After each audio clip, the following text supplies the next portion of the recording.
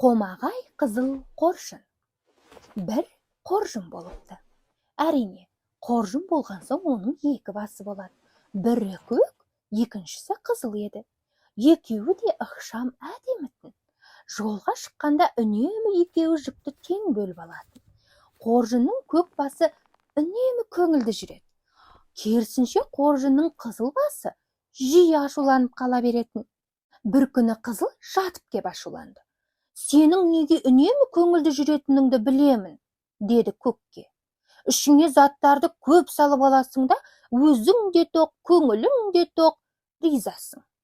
«Олай емес», дейді қоржынның көк басы күліп.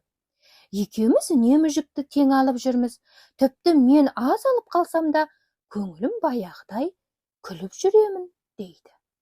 «Қайдам», дейді қызыл басы сеніңкіремей. «Жарайды», дейді көк күлімсіреп.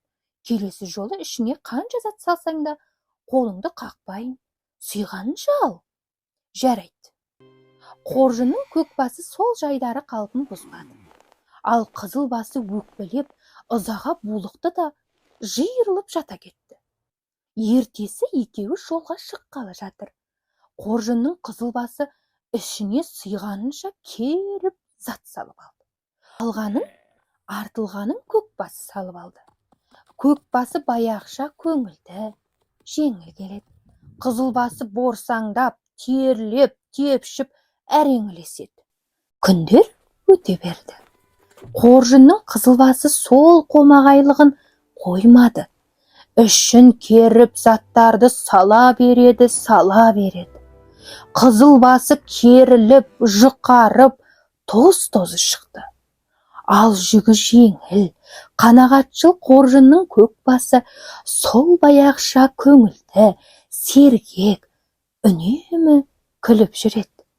Күндердің күнінде қомағай қоржынның қызыл басы заттарды шамадан тыс асаймын деп жыртылды да қалды. Амал жоқ, ішін тіктіруге мәжбүр болады. Сосын ішіне зат салуға шамасы да болмай, сүмпиіп қалды. Ал қоржынның көк басы баяғыша қанағатшыл екен. Аз зат артып, әлі күнге дейін көңілді күн кешуде дейді білетіндер.